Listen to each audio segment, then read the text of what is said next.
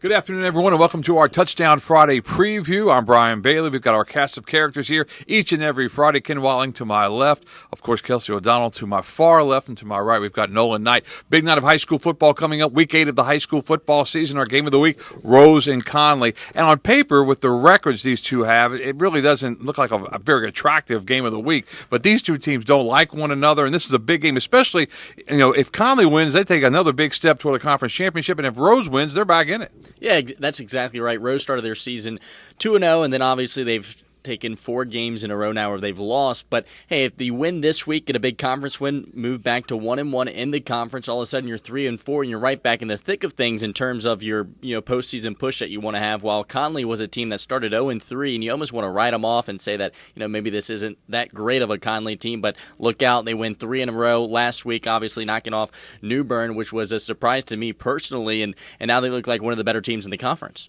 When you look at the backyard brawl coming up, that's in the Eastern Carolina 2A. Aiden Griffin's Chargers suffered their first loss last week, taking on a Washington Pan-Pac team that's been on a roll. They have been on a roll, and this backyard brawl is kind of a new rivalry to the area because it'll only be the second time Aiden Griffin's played Washington since the Chargers moved back to 2A back in 2013. The Chargers have won both of those matchups, but as you mentioned, both teams come in with one loss. Both teams playing some good football this season, and it should be a great game between two schools in neighboring counties. So maybe it's an up-and-coming rivalry here in Eastern North Carolina, but last time these two teams played last year, Paul Cornwell and Aiden Griffin became the all-time wins leader in Aiden Griffin history with a win over Washington. So who knows what tonight will hold. You got a matchup in the Eastern Carolina 2A yourself with Kinston taking on West Craven. Yeah, so I got Kinston versus West Craven. Kinston 4-3, West Craven 4-2. Kinston's coming off of a big win. They were at South Lenore for their homecoming last week, won 54-0. West Craven also coming off a big win over Aiden Griffin.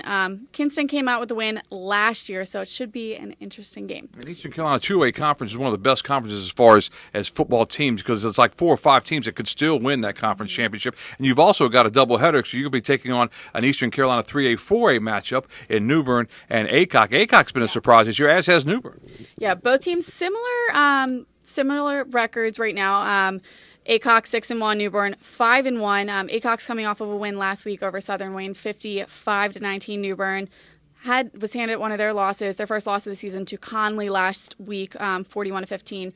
But it will be an interesting game. Aycock came out with the win last year, so. Should be a great matchup. Should be a great night ahead. 11:05. We kick it off with Touchdown Friday for Week 8 of the high school football season.